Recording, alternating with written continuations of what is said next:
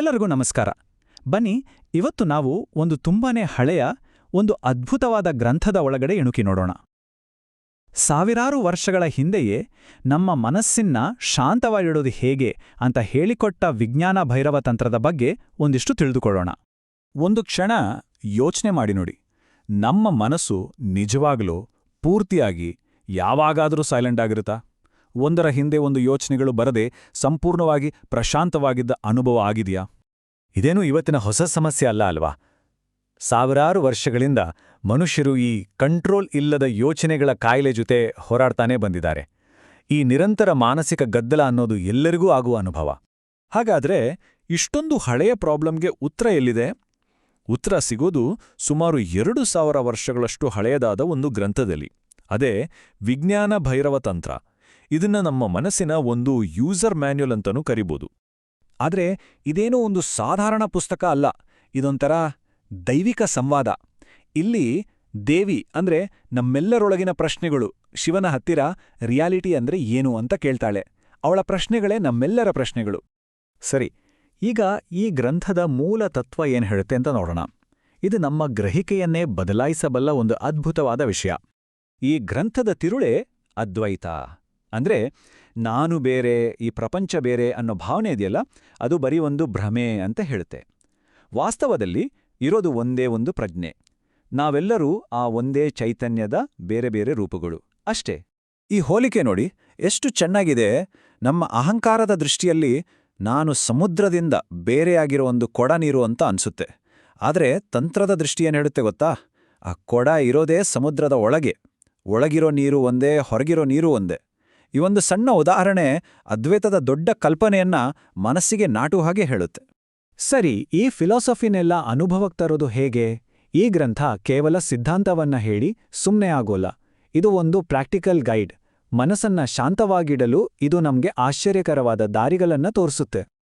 ಹೌದು, 1, 2 ಅಲ್ಲ, ಬರೋಬ್ಬರಿ 112 ಧ್ಯಾನದ ಟೆಕ್ನಿಕ್ಗಳು. ಪ್ರತಿಯೊಬ್ಬರ ಸ್ವಭಾವಕ್ಕೂ ಸರಿಹೊಂದುವ ಹಾಗೆ ವಿಭಿನ್ನವಾದ ದಾರಿಗಳನ್ನ ಈ ಗ್ರಂಥ ನಮ್ಗೆ ಕೊಡುತ್ತೆ. ಕೆಲವು ತಂತ್ರಗಳು ಎಷ್ಟು ಸರಳ ಅಂದ್ರೆ, ಉದಾಹರಣೆಗೆ ನಮ್ಮ ಉಸಿರಾಟವನ್ನೇ ಬಳಸೋದು. ಉಸಿರನ್ನ ಒಳಗೆ ಎಳೆದುಕೊಂಡು ಹೊರಗೆ ಬಿಡುವ ನಡುವೆ ಒಂದು ಸಣ್ಣ ಗ್ಯಾಪ್ ಇರುತ್ತಲ್ಲ, ಆ ನಿಶ್ಚಲ ಕ್ಷಣದ ಮೇಲೆ ಗಮನ ಕೊಡೋದು ಅಷ್ಟೇ. ಇನ್ನು ಕೆಲವು ತಂತ್ರಗಳು ತುಂಬಾನೇ ಡ್ರಾಮ್ಯಾಟಿಕ್ ಆಗಿವೆ. ಒಂದು ಕಲ್ಪನೆ ಮಾಡಿ, ಇಡೀ ಪ್ರಪಂಚವೇ ಬೆಂಕಿಯಲ್ಲಿ ಉರಿತಿದೆ, ಎಲ್ಲವೂ ನಾಶವಾದ ಮೇಲೂ ಮೂಲ ಪ್ರಜ್ಞೆಯಾದ ನಾವು ಹಾಗೆ ಉಳಿದುಕೊಳ್ತೇವಿ ಅನ್ನೋ ಅರಿವು ಮೂಡಿಸ್ಕೊಳ್ಳೋದು. ಕೆಲವು ಟೆಕ್ನಿಕ್ಗಳು ನಮ್ಮ ದೇಹವನ್ನೇ ಬಳಸ್ಕೊಳ್ತವೆ.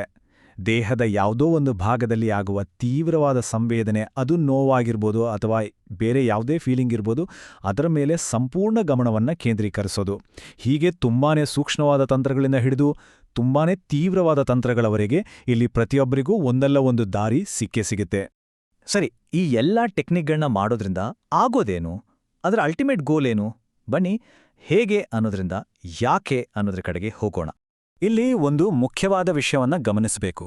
ಗುರಿ ಏನು ಮನಸ್ಸನ್ನ ಖಾಲಿ ಮಾಡೋದಲ್ಲ, ಬದಲಾಗಿ ನಮ್ಮ ಐಡೆಂಟಿಟಿಯನ್ನೇ ಚೇಂಜ್ ಮಾಡೋದು.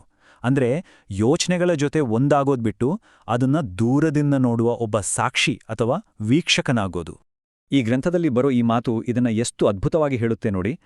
ಒಮ್ಮೆ ನಮಗೆ ನಮ್ಮ ನಿಜ ಸ್ವರೂಪದ ಅರಿವಾದರೆ ನಾವು ಜೀವನವನ್ನ ಒಂದು ಸಿನಿಮಾ ನೋಡಿದ ಹಾಗೆ ನೋಡ್ತೀವಿ.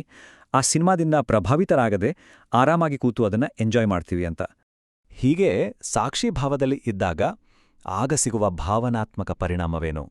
ಅದು ನಮ್ಮನ್ನ ಒಂದು ಬೇರೆಯ ಸ್ಥಿತಿಗೆ ಕರ್ಕೊಂಡು ಹೋಗುತ್ತೆ.